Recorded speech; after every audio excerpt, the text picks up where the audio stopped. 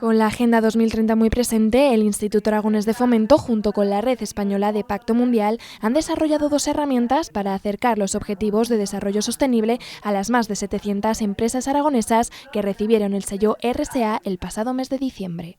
Una herramienta de gestión online que es doble. Por un lado, una herramienta de formación que puede ser presencial y online. Empezaremos ya a partir de este mes de febrero, próximamente en las 3 provincias a dar formación presencial, pero también con esta herramienta la podrán obtener online.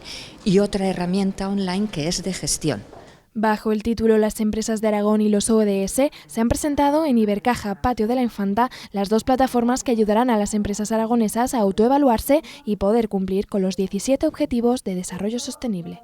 La metodología que proponemos es identificar primero qué impactos tanto negativos como positivos tiene cada empresa por su sector, por la región en la que está, por sus experiencias, empresariales, identificar cuáles son esos ODS en los que tienen mayor impacto, neutralizar los impactos negativos y potenciar los impactos positivos. Además, las herramientas permitirán hacer un seguimiento de las empresas en cuanto a los objetivos y metas que se establecieron en la Agenda 2030 y que pretenden impulsar la comunicación, la formación y el impacto de las empresas en los objetivos de desarrollo sostenible.